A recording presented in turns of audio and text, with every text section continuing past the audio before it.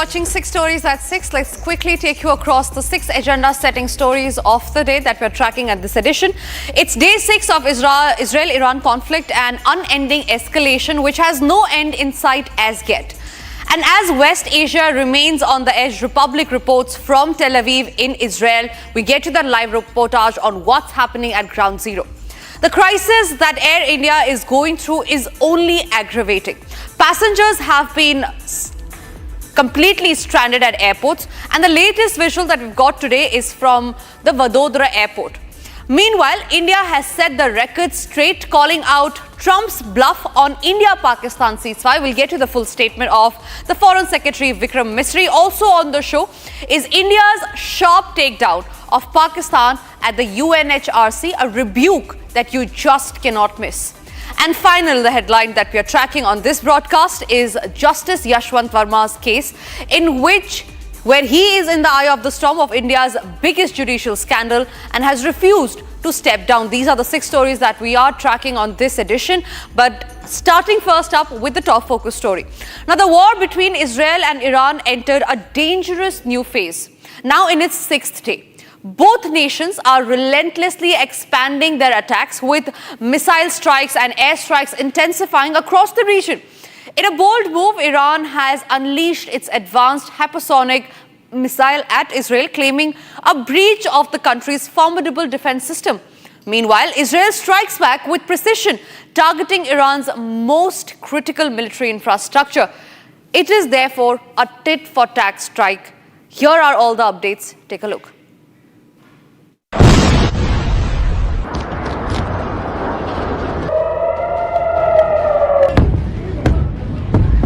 The deadly conflict between Israel and Iran has now entered its 6th day, with escalating attacks on both the sides. Iran has claimed that it has arrested a Mossad agent. This latest round of violence has intensified the already volatile situation, as both nations exchange airstrikes and missile barrages with growing fury. In the early hours of Wednesday, the Islamic Revolutionary Guard Corps, or the IRGC, claims to have launched advanced Fateh-1 hypersonic missiles at Israel. Iran described the operation as a success, saying that the missiles breached Israel's much-publicized air defenses.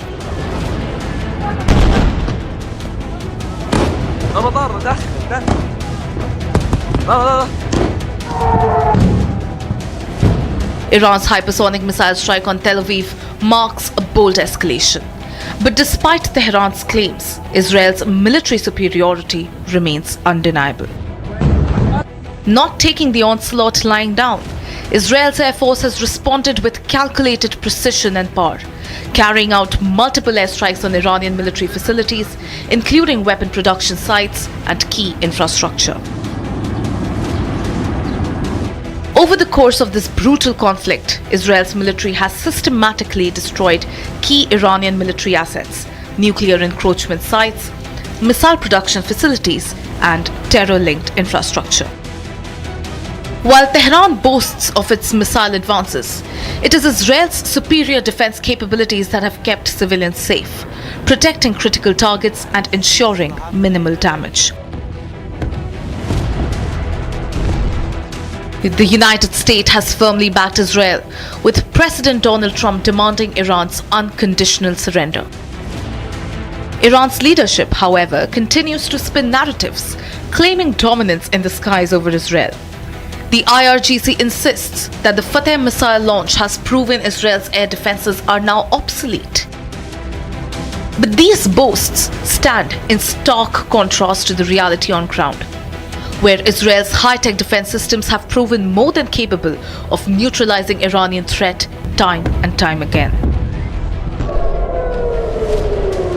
As tensions continue to simmer, thousands of civilians have been evacuated from high-risk areas, and Israel's Iron Dome continues to protect homes, schools, and hospitals from the deadly barrage of missiles launched by Iran.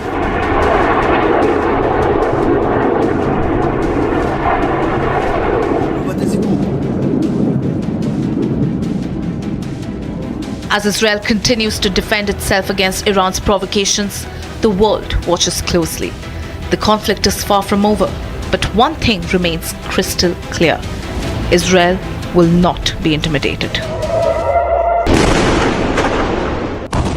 Now, in a live address, Iran's supreme leader Ayatollah Khamenei has said that Iran stands united and will not surrender. Now, in his statement, which comes after the United States President Donald Trump's call for the country to surrender, Khamenei warned that any United States strike or intervention will have serious, irreparable consequences. Now, Tehran has claimed that they have fired hypersonic Fatah 1 missiles at Israel in the latest round of overnight strikes. The United States President insisted Washington has played no role in Israel's bombing campaign, but also warned Iran that this patience is wearing thin. The Israeli military also said that 2 barrages of Iranian missiles were launched towards Israel in the first 2 hours of Wednesday morning. Explosions were heard over Tel Aviv as well, and this happened, remember, just overnight. In fact, Nick is joining us live from Tel Aviv in Israel. Nick, yesterday, Iran had launched a barrage of ballistic missiles. We learned that they were fired in a wave of 2, one of 15 and the other of 10 rounds of ballistic missile. What is the situation like right now on the ground? Because as far as you got us reports from yesterday, there was huge damage and destruction that was seen. Was it more severe than what it was yesterday? And has Israel intercepted those missiles? So, yesterday night, actually, the barrage was smaller than the days before. And this time, Israel intercepted all of the missiles almost. And there was no too much damage this time. And I think this is because Israel now in a good position controlling the airspace of Iran, and they can intercept the missile launchers in Iran. That's why for Iran now it's much more complicated to launch attacks against Israel. And they are doing it from places that they are not used.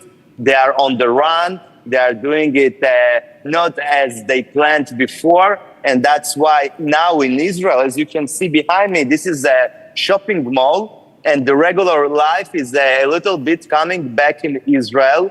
The new regulation that is starting in the coming hours, saying that Israelis can come back to workplaces. They can gather even in closed places. 100 people can be in one place, outside around 50 people. And all the places, shops where there is bomb shelters next to them, that you can reach them on time, also can work. And the flights in and from Israel are returning, starting to return. Now the flights are for those who are stuck abroad. Many Israelis want to come back to Israel, but they can't do that since the night between the 12th and the 13th of these months. And now, slowly, they will be able to come back. The Israeli air flight, the national flagship El Al, even will use some ships because Israel have the Mediterranean Sea. Right. And with those rented ships, they will also bring some Israelis back to Israel. Right, Nick. Thank you very much for getting us those details. We will keep coming back to you as and when there are more updates in the story. But for now, we move on and shift our focus to the other stories that we're tracking on this edition of 6 Stories at 6. Air India is in a huge crisis yet again. We got you incidents where time and again, due to engine failure or technical snags, there were delays in the flight. Another incident similar to this has surfaced once again today. Now, this incident that we're going to talk about happened at the Vadodara airport. Now, the visuals that you see on your screens right now are from the Vadodara airport, where chaos erupted after delayed Air India flight, sparking an uproar among passengers. The staff initially cited a technical fault as the reason for the delay, but later attributed it to temperature issue. However, the pilot's explanation contradicted these claims, saying it was related to another flight. This inconsistency led to widespread frustration among passengers who were already upset due to the flight's significant delay. The situation escalated with passengers clashing with Air India staff. These incidents, remember, ladies and gentlemen, highlight the challenges that are faced by Air India in maintaining its flight schedules and ensuring that passengers' satisfaction is supreme and is at the priority. Here's what happened at the Vadodara airport today. They are not boarded. They are at the gate. They are at the gate. They are not boarded. They are cheating us. पाँच दिन पहले तुम्हारे एक aircraft गिर जाता है, कल तुम्हारे सेम एयरक्राफ्ट में इशू आता है, तुम्हें लगता है वैसे बोर्ड कर लेंगे इसको? और अभी तुम बोर्ड कराओगे भी तो कोई फायदा है नहीं. I am not going to land by the airport. Start हो गया सर. टेक्निकल का आप 3 घंटे से टेक्निकल और पायलट की पत्थर ठोक रहे हो. 3 घंटे से पहले हमारे अंदर जाना. आप बताओ कि ये पायलट है उड़ाने वाला, बस. Then you start boarding. वापस नहीं लेके आएंगे. वो गारंटी सिर्फ इंजीनियर दे सकता है. इंजीनियर को बुलाइए ना, you should call engineer. Moving on now, days after the United States President Donald Trump claimed that he brokered the ceasefire between India and Pakistan, setting the record straight today was Prime Minister Narendra Modi. Foreign Secretary Vikram Misri today in an address said that India had made it amply clear to the United States President Donald Trump during a phone call that the United States had no role in brokering the ceasefire between India and Pakistan last month, and that there was no discussion on a United States-India trade deal during the hostilities. Shedding light on the 35-minute conversation which came at Trump's request, Foreign Secretary Vikram Misri said, and I quote, Prime Minister Modi clearly told President Trump that during the entire course of events, at no point and at no level was there any discussion about United States-India trade deal or about United States mediation between India and Pakistan. Listen into this. प्रधानमंत्री मोदी ने राष्ट्रपति Trump से operation सिंदूर के बारे में विस्तार से बात की. प्रधानमंत्री मोदी ने राष्ट्रपति ट्रंप को स्पष्ट रूप से कहा कि 22 अप्रैल के बाद भारत ने आतंकवाद के खिलाफ कार्रवाई करने का अपना दृढ़ संकल्प पूरी दुनिया को बता दिया था. प्रधानमंत्री मोदी ने कहा कि 6-7 मई की रात को भारत ने पाकिस्तान और पाकिस्तान ऑक्यूपाइड कश्मीर में सिर्फ आतंकी ठिकानों को ही निशाना बनाया था. प्रधानमंत्री मोदी ने राष्ट्रपति ट्रंप को स्पष्ट रूप से कहा कि इस पूरे घटनाक्रम के दौरान कभी भी किसी भी स्तर पर भारत अमेरिका ट्रेड डील या अमेरिका द्वारा भारत और पाकिस्तान के बीच मध्यस्थता जैसे विषयों पर बात नहीं हुई थी. सैन्य कार्रवाई रोकने की बात सीधे भारत और पाकिस्तान के बीच दोनों सेनाओं की एग्जिस्टिंग चैनल्स के माध्यम से हुई थी और पाकिस्तान के ही आग्रह पर हुई थी. प्रधानमंत्री मोदी ने जोर देकर कहा कि भारत ने न तो कभी मध्यस्थता स्वीकार की थी, न करता है और न ही कभी करेगा. इस विषय पर भारत में पूर्ण रूप से राजनीतिक एकमत है. राष्ट्रपति ट्रंप ने प्रधानमंत्री द्वारा विस्तार में बताई गई बातों को समझा और आतंकवाद के खिलाफ भारत की लड़ाई के प्रति समर्थन व्यक्त किया. Indian diplomat Kshitij Tyagi delivered a scathing rebuke to Pakistan at the United Nations Human Rights Council in Geneva, condemning its alleged support for terrorism and misuse of the Indus Water Treaty. Now, Tyagi asserted that when a state harbors terrorists, defensive action is not just a right, but a solemn duty, emphasizing India's stance on self-defense, where he was referring to Operation Sindoor. Listen in to the strong takedown of Pakistan by India at the UNHRC.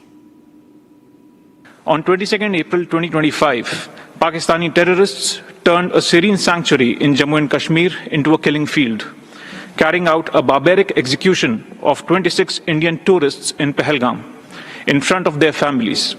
The UN Security Council rightly condemned this reprehensible act of terrorism and called for all perpetrators, organizers, financiers, and sponsors to be held accountable.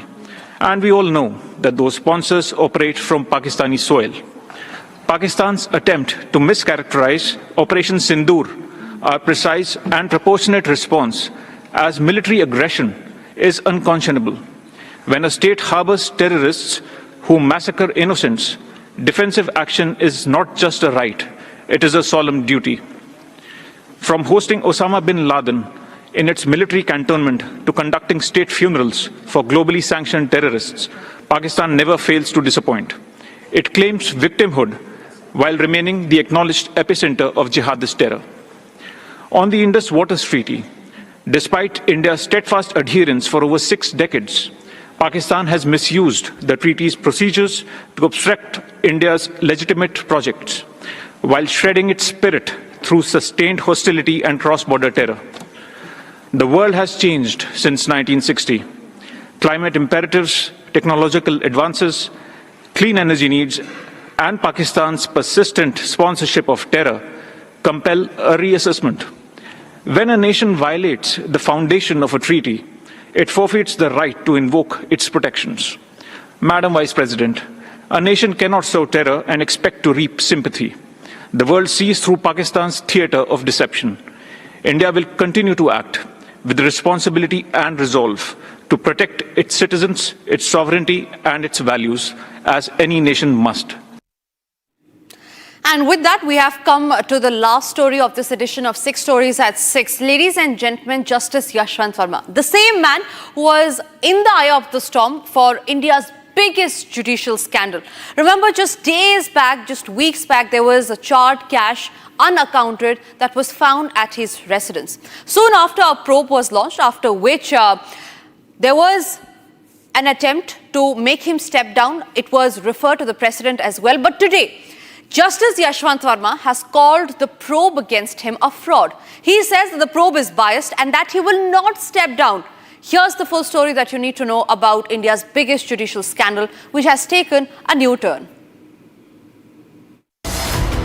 In the latest development in the biggest judicial scandal, the man in the eye of storm, Justice Yashwant Varma, remains defiant, refusing to step down.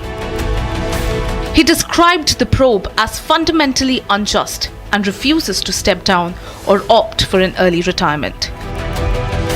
A letter written to former Chief Justice of India Sanjeev Khanna on May 6th has now surfaced. In the letter, he strongly criticized the process, asserting that he was not given a proper opportunity to address the allegations.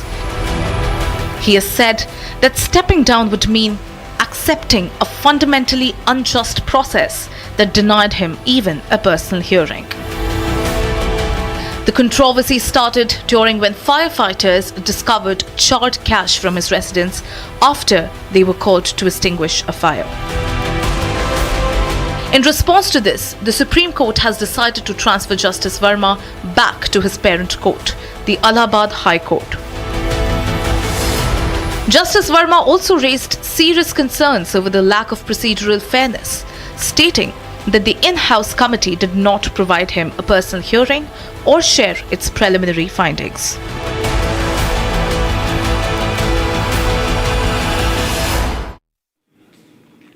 And that was all that we could pack in this edition of 6 Stories at 6. Thank you very much for watching. We will be back tomorrow, same time, with more agenda-setting news.